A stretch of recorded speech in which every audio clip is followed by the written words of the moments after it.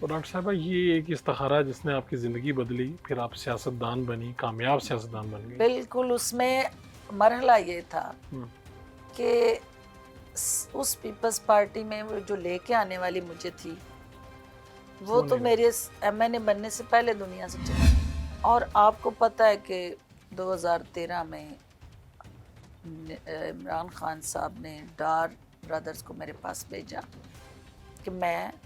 P T I کے ticket پہ election لڑوں۔ 2013 کی بات کر رہی ہوں۔ میں نے انہیں کہا کہ نہیں، چونکہ میں نے 5 سال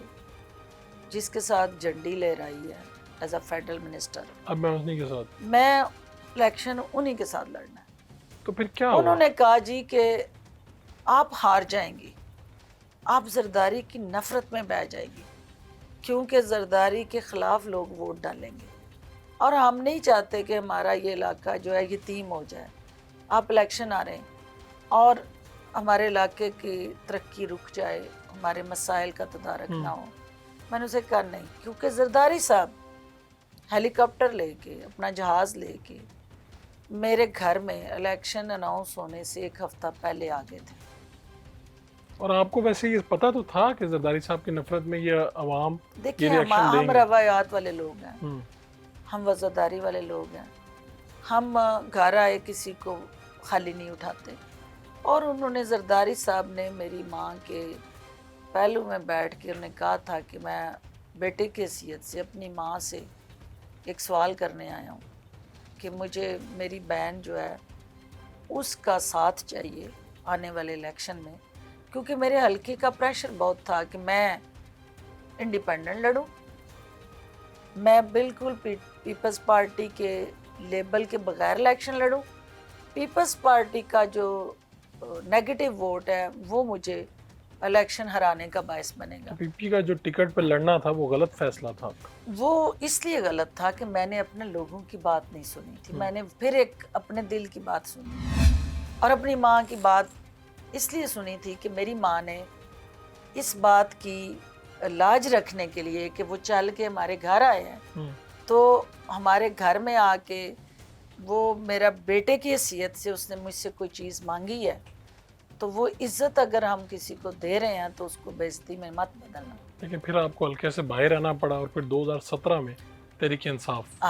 اب اس میں یہ ہوا کہ جس دن میں الیکشن ہار گئی تو الیکشن ہارنے کے بعد بھی آپ کو پتہ ہے کہ جو پنجاب کے اندر پیپلز پارٹی کی ضمانتیں ضبط ہوئی،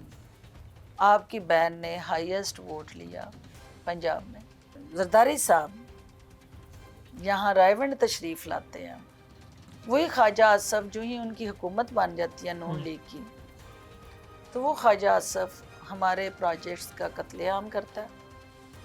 وہ خواجہ آصف میں نے جو وومن شٹل سروس شروع کی، جو میری بچیوں کو، میری بہنوں کو دیہات سے شہر لے کے آتی،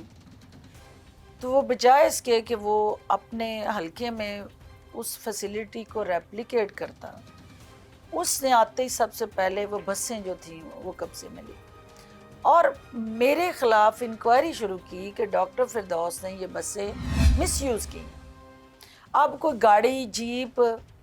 کوئی پراڈو، وہ تو کسی نے سنا ہوگا کہ کسی بندے نے مس یوز کر لی ہوگی، یہ بھی پہلا لطیفہ تھا کہ بھئی بسیں جو 62 سیٹر بسیں ہیں وہ بھی کسی نے مس یوز کر لی۔ تو میری ریزائنمنٹ یہ تھی کہ پنجاب کے اندر پرو نواز شریف اور اینٹی نواز شریف ووٹ ہے۔ پیپلز پارٹی اگر سٹ پنجا نون لیگ کے ساتھ کر لے گی تو کبھی بھی اینٹی نواز شریف ووٹ جو ہے وہ پیپلز پارٹی کو نہیں ملے، تو لہٰذا ہمارا بیانیہ کسی صورت بھی نون لیگ کے ساتھ اکٹھے ہونے کا بنتا ہی نہیں ہے۔ لیکن جس دن زرداری صاحب نے